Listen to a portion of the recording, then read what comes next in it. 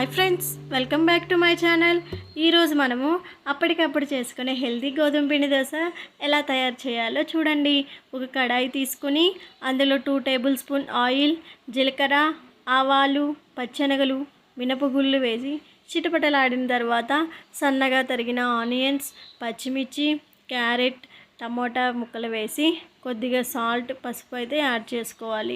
అలా వేగిన తర్వాత మనం కొత్తిమీరతో గార్నిష్ చేసుకొని స్టవ్ ఆఫ్ చేసుకుంటే తర్వాత మనం ఒక బౌల్ తీసుకొని అందులో 1 కప్పు గోధుమ పిండి, రుచికి సరిపడా సాల్ట్ యాడ్ చేసుకొని వాటర్ కన్సిస్టెన్సీ చూసుకుంటూ కలుపుకోవాలి. మనం ముందే ప్రిపేర్ చేసుకున్న కన్సిస్టెన్సీ అయితే వేసి బాగా కలపాలి. దోశలాగా స్టవ్ పైన మనము దోసపిండి కలుపుకుంటాం కదా, సో అదే కన్సిస్టెన్సీలో అయితే మనము వాటర్ చూసుకుంటూ కలుపుకోవాలి.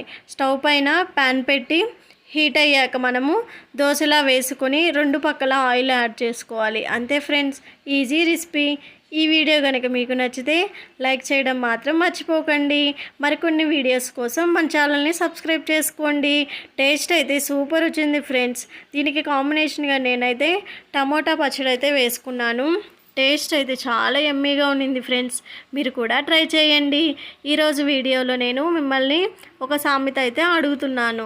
దానికి సమాధానం మీరు నాకు కామెంట్ రూపంలో చెప్పండి. పువ్వులో పుడుతుంది, 1000 మంది కాఫీలలో 6లో దాగి వేలాడుతుంది. ఏమిటది? మళ్ళీ అడుగుతున్నాను. పువ్వులో పుడుతుంది, 1000 మంది కాఫీలలో 6లో దాగి వేలాడుతుంది. ఏమిటది? మీ సమాధానం నాకు కామెంట్ రూపంలో అయితే చెప్పండి. కదా ఫ్రెండ్స్, దోశ అయితే చాలా యమ్మీగా వచ్చింది.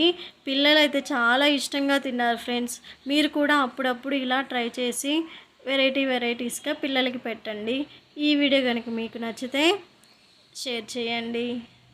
Thank you for watching.